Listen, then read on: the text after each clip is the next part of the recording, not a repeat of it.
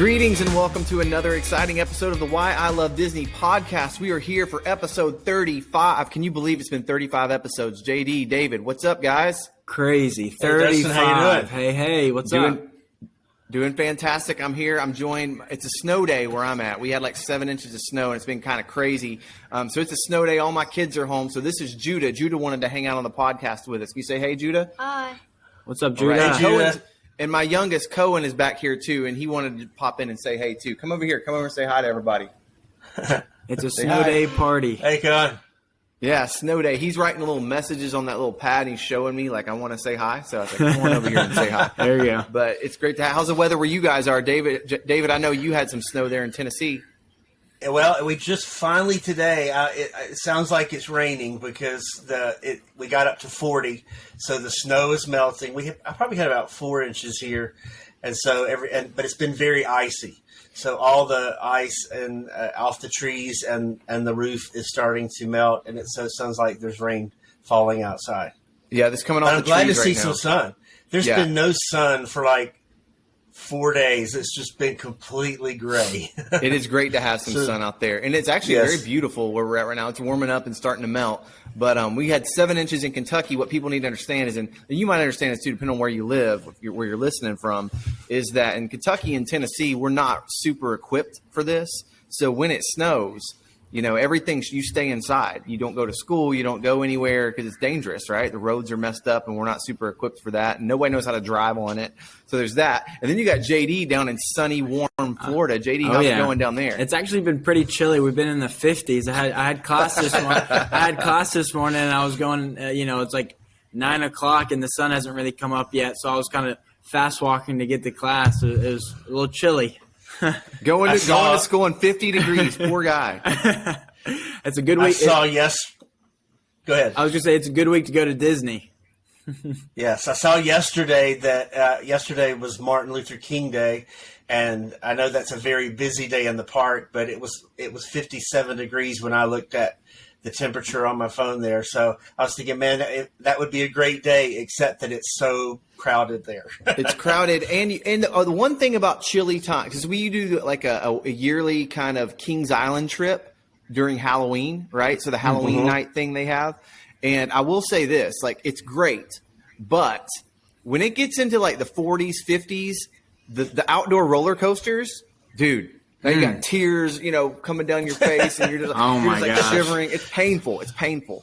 And people do it like it's nothing, too. I've got a fun story. So we went to Dollywood in December, and it's pretty similar. December, Tennessee, it's pretty chilly, and we rode one of the new rides, and they've got some pretty intense roller coasters.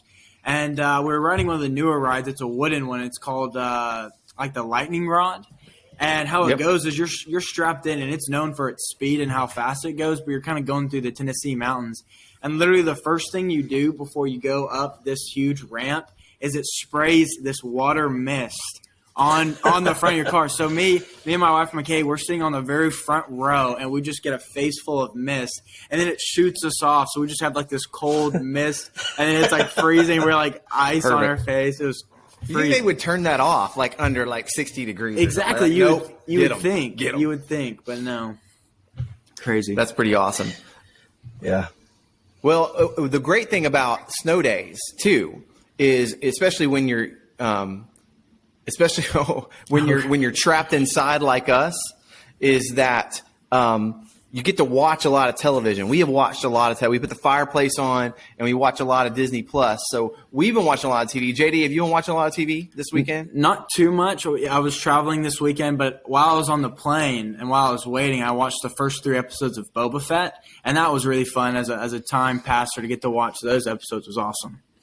We've done Boba Fett as well, Yeah. and we rewatched actually Eternals because it came out last week. Okay. I think we've watched Eternals like 1.5 more times. Wow. And of course, Encanto the soundtrack's been playing nonstop, and I feel like and also every time I look and somebody's got the TV on, the Amazing Spider-Man cartoons. Hey, that's a good one. And my oldest is bragged to me that he is now like 2.5 seasons through in the last week. Wow. And I don't know if that's something to brag about. I've watched so much TV, Yeah. But I need a couple of snow days myself. I need to have a couple of snow days so I can catch up on my Spider-Man. I'm interested to hear, though, we've talked about so many times when we rewatch things, they change our perspective and things like that. I really want to rewatch Eternals. What did you think when you were rewatching it? Yeah, again, and I think, too, the fact that you are willing to rewatch gives you more time with the characters, and you kind of know what's coming. I liked it the first time. I do understand it not being my favorite movie of all time. I understand the criticism. It's darker. It feels a lot different. Matter of fact, I have a cousin who listens to the podcast, and he texted me. He saw it this weekend and says, man, I did not like that movie. It was terrible. And we talked a little bit about it, and I totally get – if you're a Marvel fan, how it's different and how you would not like it. I also understand that there's a lot of ground to cover with new people and new characters. And my original critique was that it could be a little bit longer, but it was already so long that that's another problem altogether. But overall, I really enjoyed it. Second time around, we got to see some of the more intricacies of some of the characters and the relationships, mainly with the what's the actor's name? He's the teacher that has no superpowers. That Jon Snow. He plays Jon Snow in Game of Thrones. Oh yeah. So it was interesting to watch his kind of development, and I still don't know whose voice that was at the end of Eternals, right? Yeah, when he's opening up the sword. So that was really interesting as well. Yeah. But yeah, I did enjoy it. I enjoyed Eternals. I thought it was great and Encanto, but we watched a ton of Disney Plus and a lot of rewatching too. David, did you get a chance to watch a lot this weekend while you were snowed in? After we had our last conversation about Encanto, I went back and watched that again. And I also watched Boba Fett through for the second time. Did you enjoy it? And I watched Raya and the Last Dragon because I wanted to. I couldn't really remember it, and I wanted to kind of see how it held up against Encanto. Well, so tell us that. How did it hold up against Encanto? Comparing Raya and Encanto, what was your thoughts on that? They're so different. They're so completely different. I think Encanto, we talked about a little bit last week, as an ensemble cast that's got so many characters, it does a little bit better job because of the music of pulling you into all those characters. And the one thing about Raya, there's so many characters you hardly have time to get to know everybody. But I think it's one of those movies that when you go back and watch it a second or third time, it gets better and better because it's really, really, really good, and it's visually just stunning. I still haven't seen Raya. It's on the list for me. They've seen it. I haven't seen it. Do you guys like Raya? It's really good, and there's a lot of things that I really like about it. Yeah, but I right now I have to give it to Encanto. It's caught its wave somehow right here, which I think is really interesting. When we talked about Encanto the first time, it's musically, to me, it's a little bit different than I would think the average person who is listening to the radio pop music. I mean, so for the music to be so big, I'm kind of surprised because it's out of that. It's not as much like Moana or Hercules. That it doesn't have that typical Disney ballad that you always expect. It's just musically so different. Yeah, you're exactly right, and that's a good news point. Is we found out that what are we holding up here? What's that say? Captain Marvel. Captain Marvel. We watched that too this weekend. He's letting us know what else we watched. And Judah, what else did we see? X-Men. We watched X-Men, 2 X-Men movies too. Oh my goodness! We're kind of catching up on those. So yeah, we've seen a lot of Marvel's stuff. But is all of X-Men on Disney Plus now? I think so. Okay. Most of it is. We watched the original one and then the second one, X2. So we're catching up a little bit. They're a little darker and a little more violent, but still really, really strong, and they hold up. So we really enjoyed those. It's a good time to watch all those X-Men, though, and I really need to watch through them again because it just feels like there's so many different aspects. But with all this new, multiverse, what are the possibilities of Marvel, maybe X-Men, this would be a good time to go through it and rewatch all those for sure. Totally. Well, we have, and we are on it, and probably we're going to watch more today here in just a little bit because we've still stuck at home. But back to your Encanto, there was some news on that. The Encanto soundtrack is the first movie soundtrack to hit number one in like, I want to say like 6 or 7 years, something along those lines. Wow. And it's kind of, what's interesting is the kind of ramp up of Encanto. We've talked a little bit before about how the marketing, it wasn't like this huge, holiday push. I think when it came out, you can kind of tell that it was a high profile because it was holiday release, that usually you have your summer release and your holiday release and you bet a lot on those things, right? But you also had Spider-Man coming out, and that was the real big, marketing push. So Encanto kind of got lost a little. Did it come out Thanksgiving weekend? Am I wrong about that? Yes, it did. Yeah. And so that's a big movie opening weekend. So you don't they didn't hide it by any means, but I just don't feel like I heard as much about it as I do normal releases that are big like that. Yeah. It's been this slow ramp up. It took me a while. I didn't see it till it was on Disney Plus, number one. Right. Number two, and I think a lot of people are like that these days. Still, people aren't going to the theaters as much, or they're saving their theater time for the big, Spider-Man's coming out. We're going to that. We're not going to go to this and this and this and this like we used to do, right? So maybe it's some of that. But then that soundtrack, I think the Bruno's, we don't talk about Bruno, is now like a number one hit TikTok, number one, been a huge TikTok sensation. And just that soundtrack just kept growing and growing. And it's pushed the movie viewership up and up and up. And it's been fascinating. It's kind of been a viral sensation. Yeah. And Do you think? Go ahead. No, you got it. No, you go ahead. I was just going to say, well, the thing about Encanto, we kind of keep saying it without really saying it about Encanto. Encanto's good. It's a great plot, interesting characters, the animation's beautiful, but the storyline and the music that brings the storyline together. We keep talking about Lin-Manuel, and it's like, man, he's done Hamilton, he's done Into the Heights, and it's like, the man really just deserves his own genre of music because it's such an interesting take where it's like it's a musical. But then it's also like this raspy, almost rap. But then it goes into like these crazy, high, low notes, and it's fun to watch and it's entertaining. But I think that the music and the soundtrack is really what elevated, and it's the reason people are talking about it. Well, that's what I was going to say is with the Bruno song. What is it musically that everybody loves about that song, or does everybody identify that every family has a Bruno that they don't talk about? What is it that made that song so huge? I think it's both. What is it? I think that I actually was reading an article. It might have been like USA Today about that song in particular and how it had kind of brought up. They used the word, the buzzword is it triggered people, right? And they were saying it triggered people who are in families where they've been outcast, where they've been, it brought up a lot of emotions for some people. So I think there's some of that. I also think, man, that track is slamming.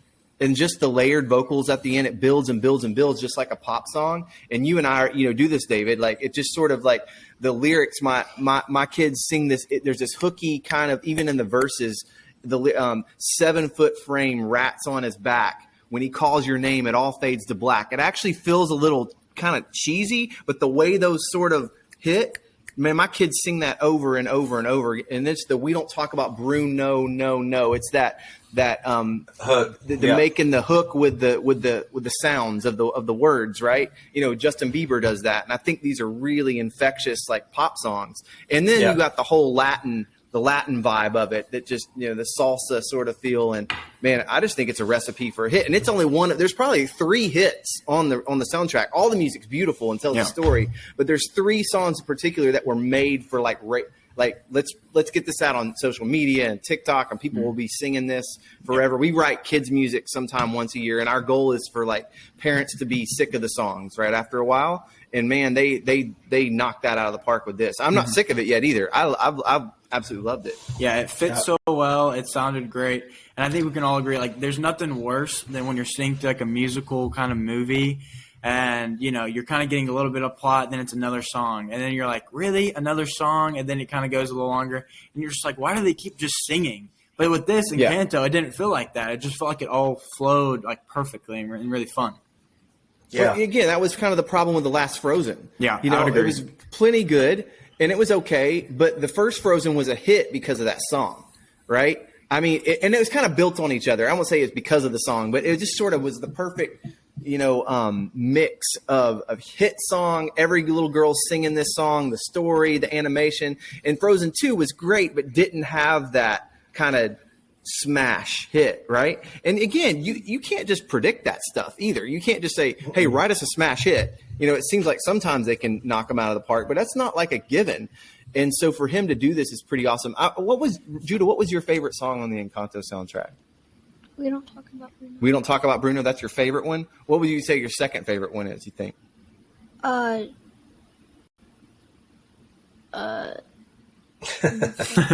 the Surface? Yeah. Under the Surface? I Yeah. don't know. Under the Surface is another kind of smash, I think. That's too. a great song. It's good. And I think, again, it's not just the song being so catchy.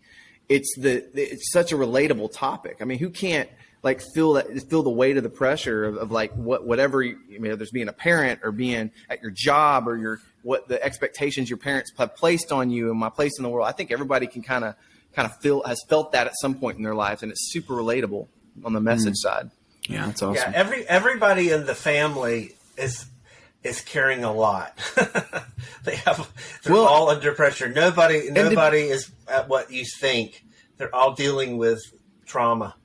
Well, and now it's funny. This is turning into an Encanto podcast because we talk about it every week now and analyze it a little bit more. But it's kind of indicative of how this has grown with all of us. I've seen it. The more I see it, the more you're right. And the grandma is the one putting the pressure on, right? Right. But she's trauma based too. I mean the whole, what she went through losing her husband and then there's the natural part of now the town relies on them. Everybody relies on them.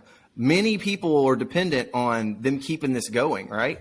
And so the fact that it might fall apart, that you feel like it's all on you, right? And I think it's a super relatable message. And I think everybody also has family elements just like those two. You got the grandma or the parent that's kind of a little overbearing in a loving way. Like there's just a lot of pressure and they want you to feel that pressure, right? I think it did great too. Like in Western cultures, it's very individualistic, right?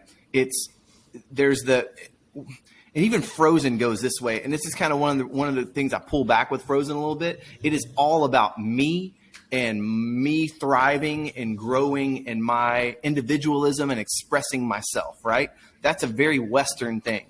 And I think in Encanto, what I've loved about it, and there are those elements of people, expressing how they feel, and that's totally good, and I think uplifting and a good message for us.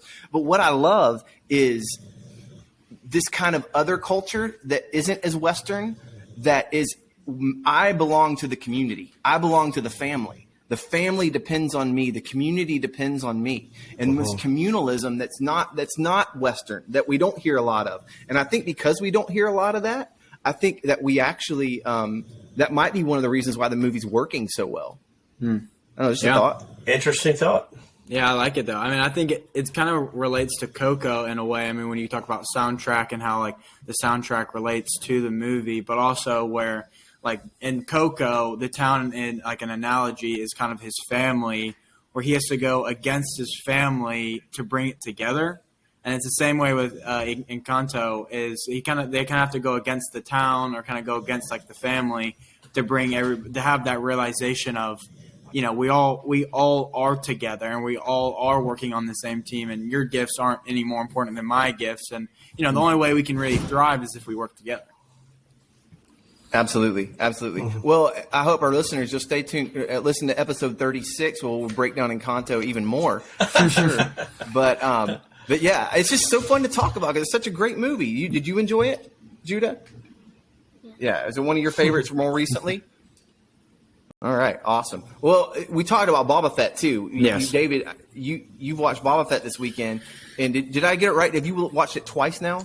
Well, yes, I watched it twice. I watched each episode as they came out, but then I went back and just watched everything in one sitting. And JD, you're caught up too, right? Yep, all 3 episodes. Awesome. Well, what are your thoughts, David? I thought it was good. Overall, I liked it. It felt very Mandalorian to me. It felt like the same creative team. The writing, I think with Jon Favreau, that all felt familiar. I liked it. I think I was looking at Rotten Tomatoes earlier and saw that critically it's got a 90, but that the audience is voted right now in the 60s. So I'm wondering, I like it. So I'm wondering what the public, why they haven't scored it higher. And I think the one thing that was different about this than Mandalorian is there's no Baby Yoda. It's all really good, but there's that character's not there. I think that probably a lot of people liked Mandalorian just because of Grogu, and it was less about the show than it was about that cute character. Because when you really look at it, you've got Mandalorian and Boba Fett seem very similar to me. Troubled past, the helmet. Everything's. There's so much like them. They both have strong warrior women who are close allies. There's a lot this alike, and I loved all. The effects and everything for a TV show is, and all the characters and creatures is just so unique. So I really enjoyed it. Again, Star Wars. I'm trying to constantly figure out how does this fit. I know there a lot of people are so Star Wars literate that they know everything that's happening before it happens. I watched a few videos where people break it down and show you all the things you missed, and I was like, whoa, I missed so much. I had no idea that person was from that and that connected to that, and things that they say that were in Mandalorian, and characters that just ran across the screen for a second that were in Empire Strikes Back. There's a lot of stuff like that it goes over my head, but I'm still intrigued. And the second episode was almost an hour. So that one was, I imagine that if you were waiting for that cute Grogu moment, that, it might have gotten a little long, but I've liked it. Yeah, I would agree with what you're saying though earlier, Dad, though, about the whole. When you think about the last time we got maybe new Star Wars content that really was in this universe of what's going on with the Boba Fett story was The Mandalorian, sort of, and that was a year or two ago. So it is kind of like you do need a refresher course. You need to kind of watch maybe a YouTube video of what you need to remember before watching Boba Fett, because I'm the same way. I would consider myself a decent Star Wars fan, but I'm barely getting half of what they're kind of feeding to the audience. So I would agree with that 100%. We're also getting dropped. Go ahead. Sorry. I was going to say that I remember in Mandalorian, in the episode that showed an X-wing fighter, and everybody got so excited because it was this, and already I was like, wow, we're the Jabba the Hutt. We've got more Hutt characters. We've seen a land speeder, and the Tuskens, all the Sand People. Just so many older characters are in this already, but now we've kind of gotten used to that again.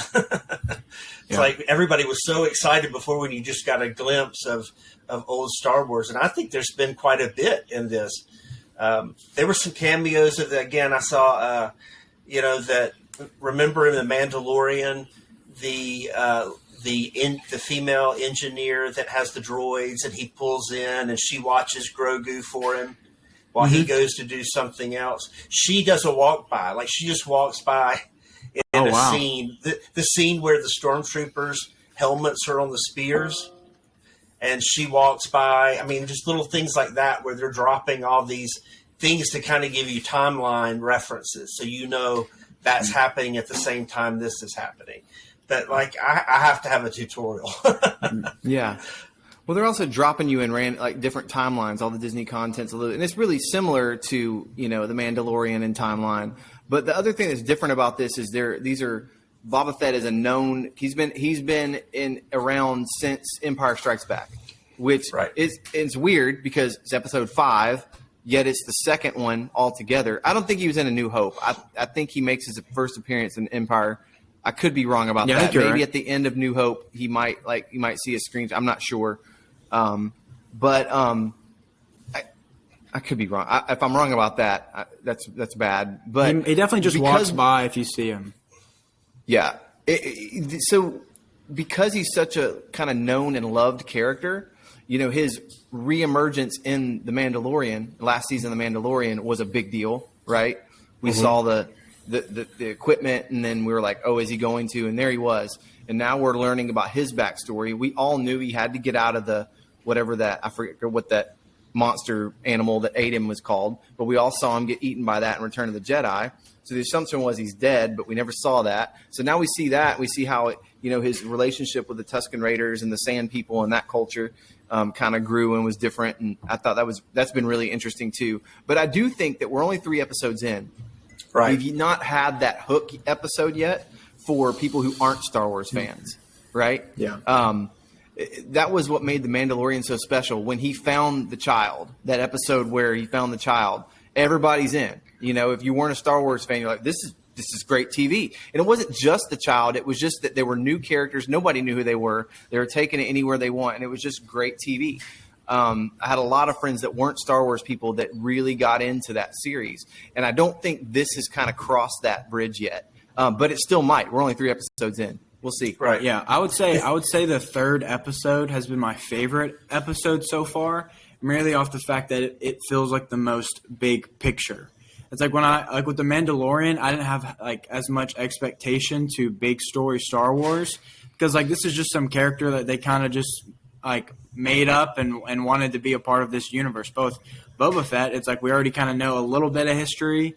So in that first episode, when it was he's just kind of running around with some sand people and the Tuskens, I was kind of disappointed because I was like, what are they trying to do? But I think you're right, Destin. These first episodes have just been kind of set up characters for us to understand what he's kind of been through.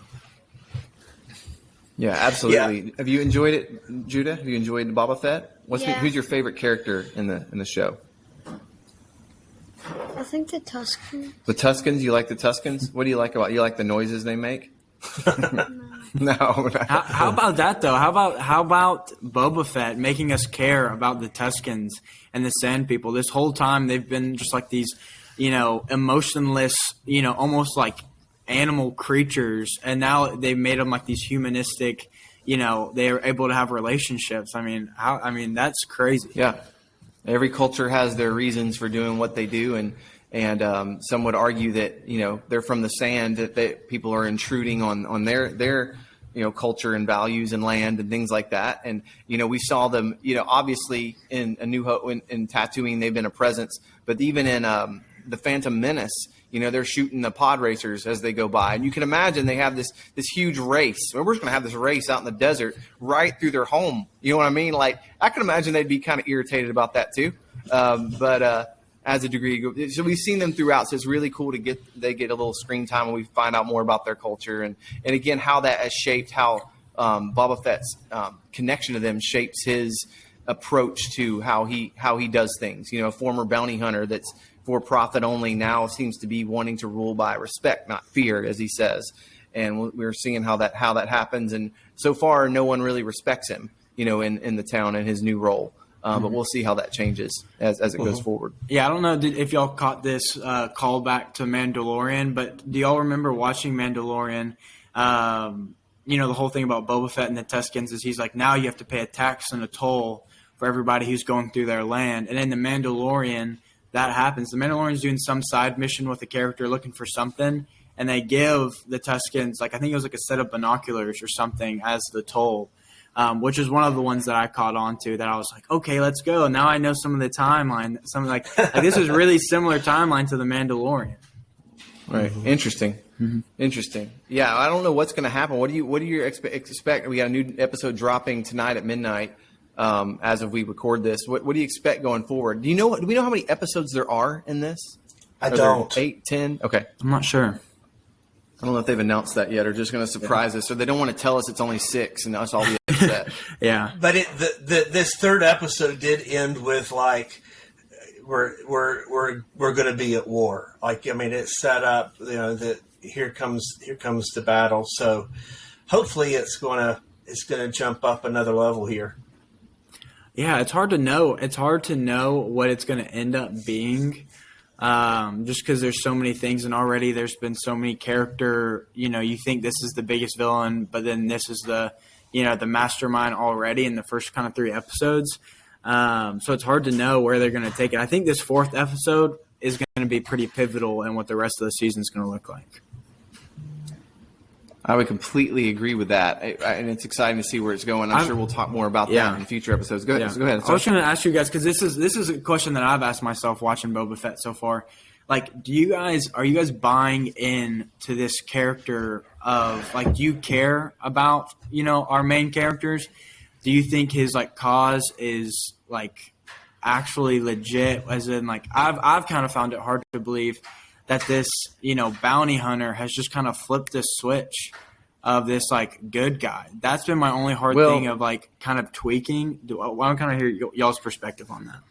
I still don't think he's a good guy because he's stepped into the role of mafia boss and he's taxing people for no reason. He's just I'm going to be the guy that gets paid to protect and it's sort of like I don't necessarily.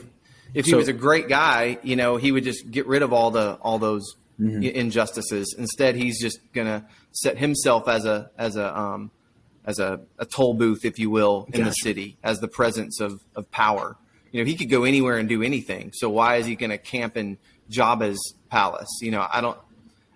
I'm not sold yet that he's a good dude. Gotcha. I still got the feeling though that the whole time with the Tusken Sand People was to kind of change his viewpoint. Like he was taken down to prisoner status, and he's kind of worked his way up in their culture, and he's learned to respect. And maybe there's been some shift there. They keep going back and showing all these flashbacks of his childhood, and again his trauma.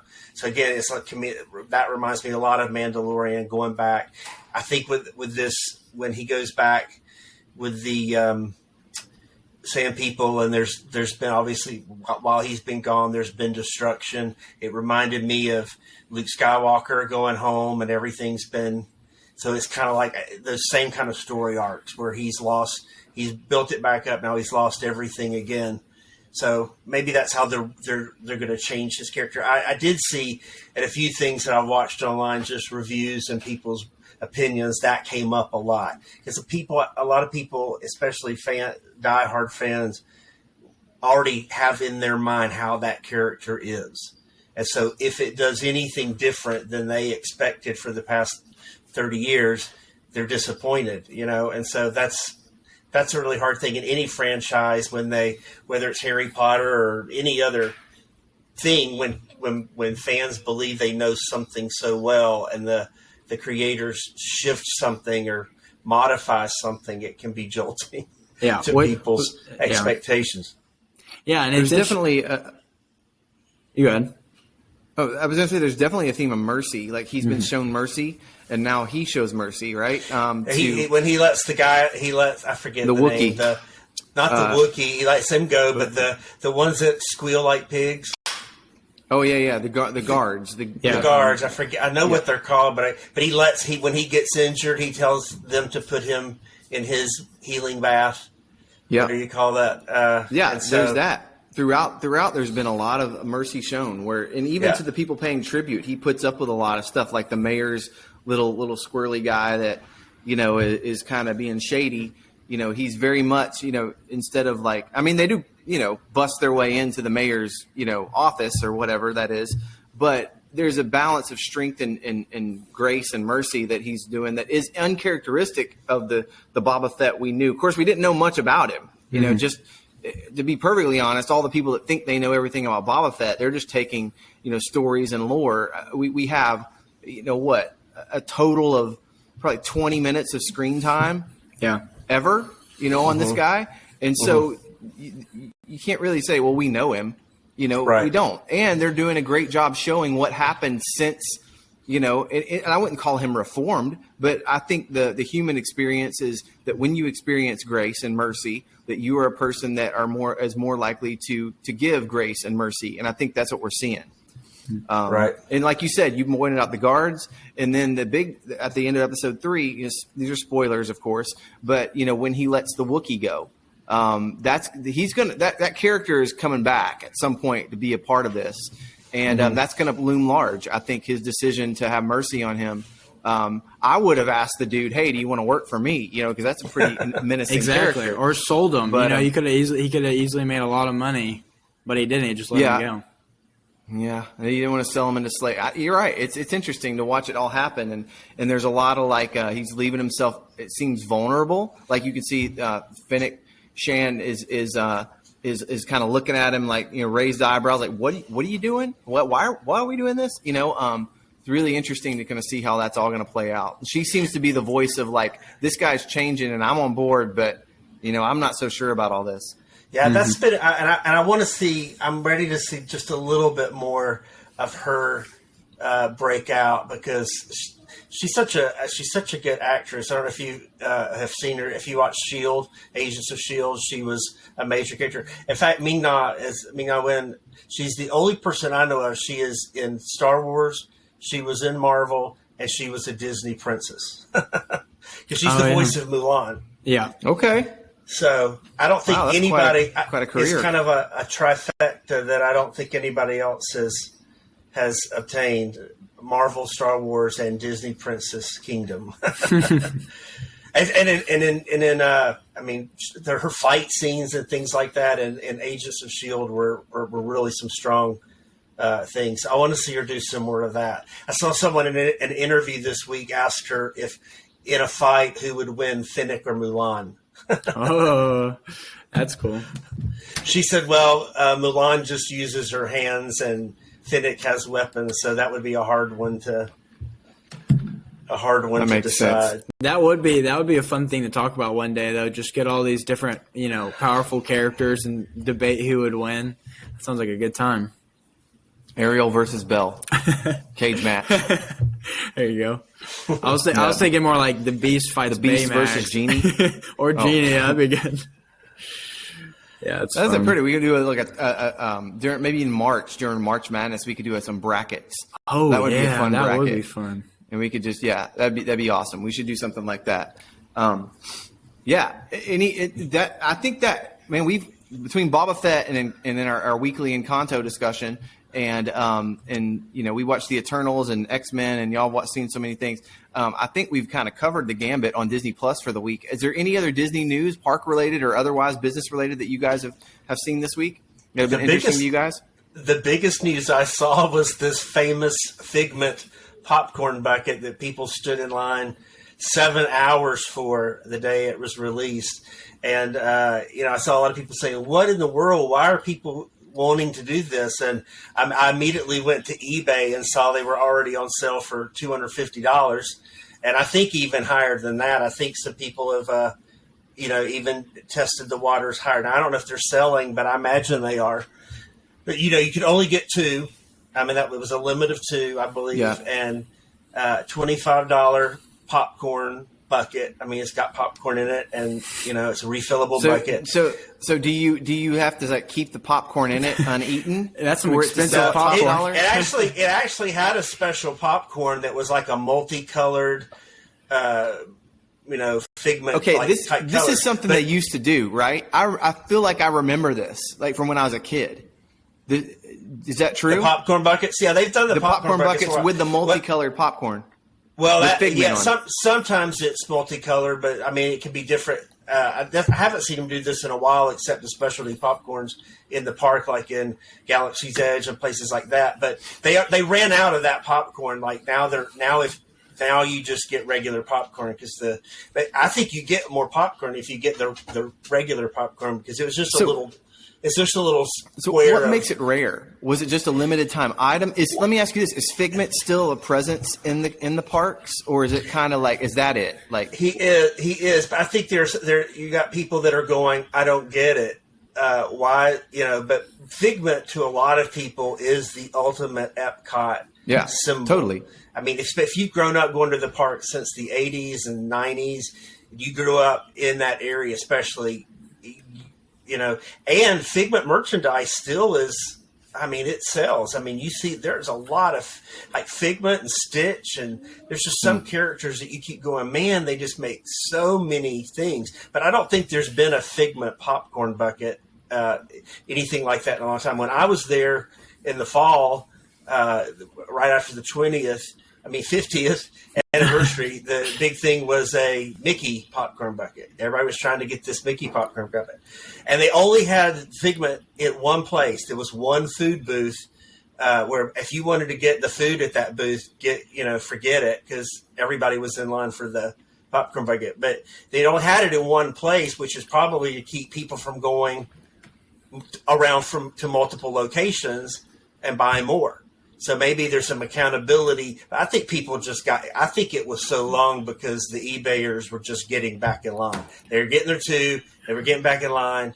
Because I saw pictures, there were other vloggers in the park that day going, what's going on? And you see people walking out with like 10 popcorn buckets. That's so it's crazy. Like, how did they? It was a limit of 2, but they're walking out with armfuls. Yeah, and that's where I've had some experience with that. I mean, I'm all about merchandise. I appreciate people who like merchandise. That's great.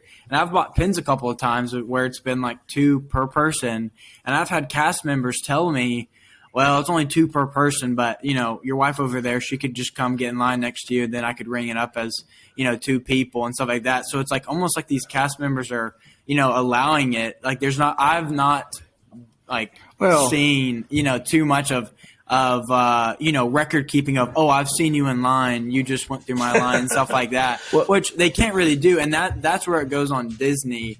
To kind of if they're going to do it, they kind of need to implement another kind of system than just going through the line, Well, you can see it from a cast member's perspective. If I sell out of these quicker, I don't have to deal with these crazy people anymore. True. I think that's true. I think that's it a lot of times.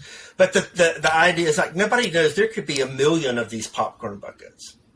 I mean, we don't even know how many there are. Yeah. Popcorn bucket. Judas Oh, drawing as we. But There you go. the really crazy thing though is, I'm pretty close. I'm about 2 hours from the parkish. So most of my Disney days are drive up and then drive back. So like every couple of weeks. And I cannot imagine, even though I go to the parks pretty often, if I've got a 10-hour park day and these lines were reported at 7 hours, I mean, are you kidding me? I mean, unless you are planning on reselling it, which is whatever, I cannot imagine saying, "Oh yeah, I'm going to give 3/4 of my day to get this popcorn bucket." These are obviously season pass holders that. Oh yeah. If This you is go what on they do. if you go onto eBay and you look at the people that are selling these, they're going to be Winter Haven, Kissimmee. They're going to be in all the. It's not going to be somebody from. I mean, there may be a random person that was there from Pennsylvania that day that got a couple of, and doesn't want it, or bought popcorn and said, "Hey, if somebody wants this and gives me $200, here you go." But I think most if I were of the there, people that are doing that are locals. yeah, and it's a good way. You get to think of ways to pay off your season pass, right? Right. Monetize. I have if I were there, I would. I probably wouldn't stand in line to resell a popcorn bucket, but I would be looking. That'd be a great podcast topic, is to research and find people who have side businesses attached to their Disney season pass. Whether I know there's photographers, there's tour guide, outside outside tour guides that'll meet you in the park at a certain time that's not sanctioned. There's all sorts of stuff like that goes on. I'm curious. I wonder what the economy of that is in real life, in real terms. You know what I'm saying? I think it's quite a bit, but there several times lately Disney has revoked people's annual passes for buying ridiculous amounts of product Of merch. Yeah, and reselling it. And I think, again, as somebody who wants, I mean, there have been some things that I've wanted, and I'm grateful if somebody that's down there will post it. But what I'm going to look for is somebody that's already getting a pass holder discount. They're getting 20% off. And then, so if it's a $20 item and they're getting 20% off, if they put it online for $21, $22, they're making money. I'm getting it for a fair price. But it's when suddenly it was 25, but you put it online for 500.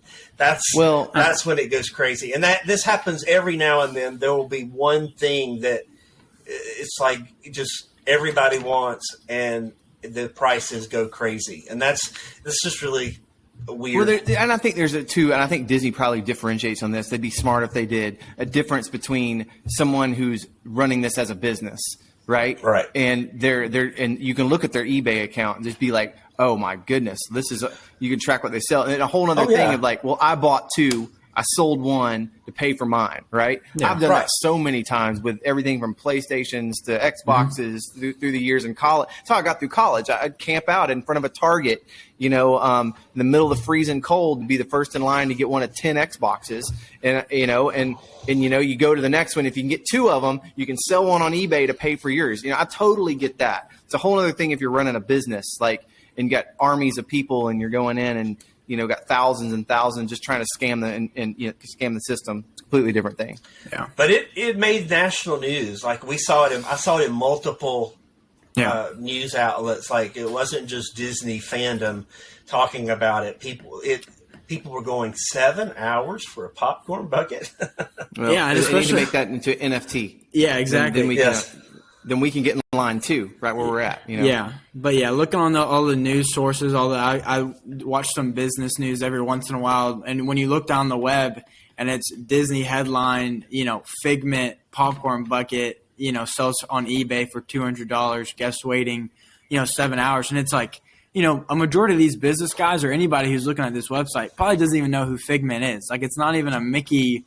It's not even like a Mickey 50th anniversary. And like I've talked to a couple people, and like for my generation, we don't even really relate with. Like, I get Figment is that he kind of represents imagination, but our generation, we didn't really grow up watching him besides riding the ride every once in a while. Judah, do you know who Figment is?